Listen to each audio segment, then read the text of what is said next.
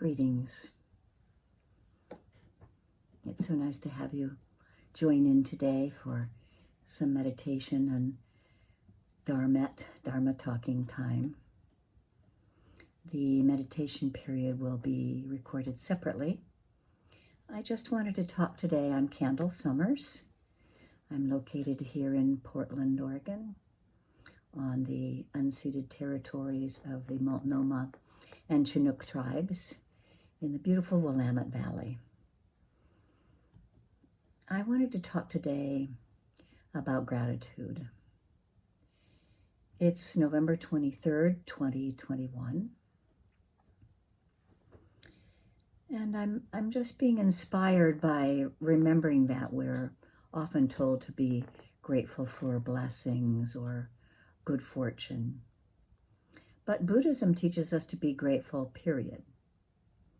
Gratitude is to be cultivated as a habit or an attitude of mind that's not dependent on conditions. The Buddha taught that gratitude is necessary for integrating, for having integrity, for integrating ourselves. And what does that mean? Tanasiru Bhikkhu has a translation in which he says, "The noble one said, 'Now what is the level of a person of no integrity? A person of no integrity is ungrateful and unthankful.' This ingratitude, this lack of thankfulness, is advocated by rude people. It is entirely on the level of people of no integrity. A person of integrity is grateful and thankful. This gratitude, this thankfulness, is advocated by civil people. It's entirely on the level of people of integrity. It's from the Katanu Sutta. Gratitude helps us develop patience. For one thing, gratitude helps develop patience or forbearance. It's one of the paramis, or the 10 perfections that we as lay people can cultivate. The perfection of patience is the 6th in the 10 paramis for householders. And psychologists have corroborated the gratitude and patience link. People with a strong sense of gratitude are more likely to delay gratification, passing on a small reward now in favor of a greater reward later. Developing a sense of gratitude can help shopaholics stop impulse buying, for example. This shows us that gratitude is also an antidote to greed. Greed often comes from a sense of not having enough, or at least not having as much as everyone else has. Gratitude assures us that what we have is enough. Greed and gratitude can't peacefully coexist. And the same goes for jealousy, regret, resentment, and many other negative emotions that can't coexist with gratitude. We can even at times have gratitude for difficulties. Jack Kornfield, the founder of Spirit Rock Meditation Center, who learned Buddhism as a monk in Thailand in the late 80s, he advises us to be grateful for difficulties. It's really the difficult times that teach us the most. He mentioned that in certain temples that he's been to, that there's actually a prayer that you make asking for difficulties. He mentioned it in an article in Huffington Post a couple years ago when he said, he gave the prayer, "May I be given the appropriate difficulties so that my heart can truly open with compassion." Imagine asking for that. He ties gratitude to mindfulness, as do many other teachers. To be mindful is to see the world as it is without judgments. It's responding to the world rather than reacting to it. Gratitude helps us to be fully present and attentive to our surroundings.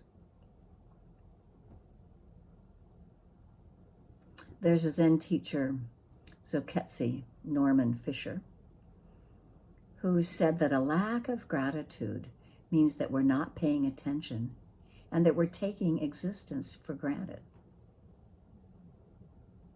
We take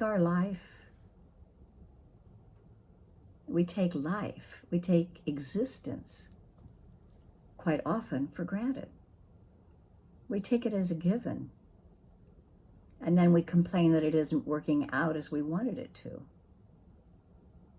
The question is, why should we be here in the first place? Why do we exist at all? Because we see ourselves and everyone else as sometimes separate and automatized individuals with needs to be filled. Zoketsu Fisher said, "We can become overwhelmed by all our unfulfilled needs. So we think we should just look out for ourselves, for me. But instead, if we see the world as a place of belonging and connection, we're not weighed down. A mind of gratitude will help us with this. Help us find our own belonging within our own hearts, coming back to the center of our breath. It's like sitting within our hearts, releasing ourselves to the aspects of ourselves that deeply belongs to the universe and is grateful for it. We're stepping into the stream of all of those realized beings that have gone before us. We know this place. We can cultivate gratitude. In cultivating a mind of gratitude, the most important element is maintaining a daily practice, whether it's chanting or meditation, and remembering to be grateful for the practice, grateful for our difficulties. Moment-to-moment mindfulness and gratitude go hand in hand. A good way to strengthen mindfulness is to set aside some time every day to fully engage in mindfulness.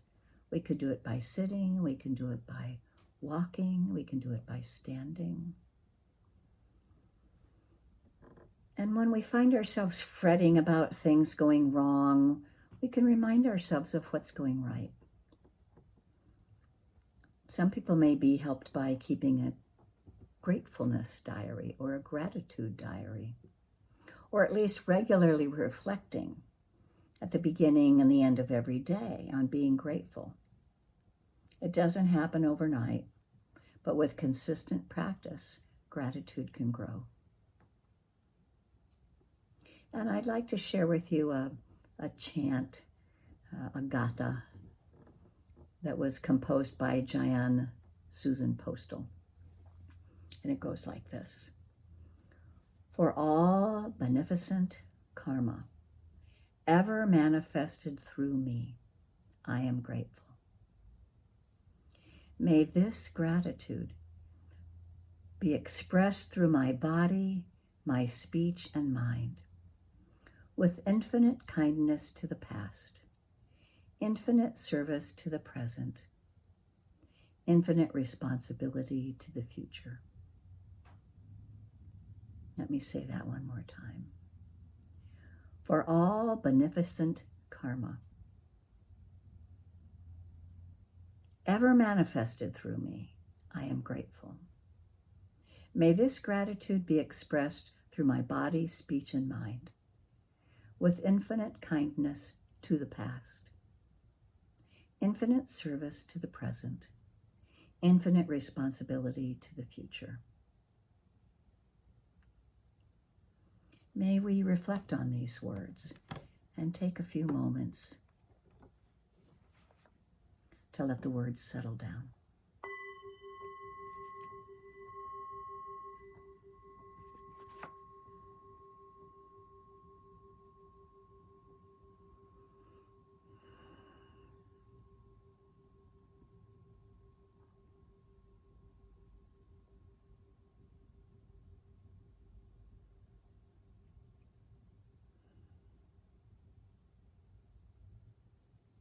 Thank you for listening to the Dhamma. And may the benefit of our practice, may the merit of our practice benefit all sentient beings. May the goodness that arises from our practice and through this act of sharing with each other, may desires and attachments quickly cease, and all harmful states of mind. May we realize true freedom.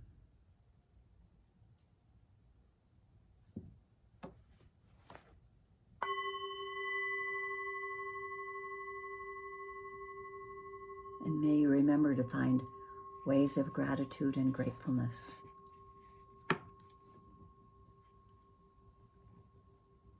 We'll take a longer sitting period after a little break.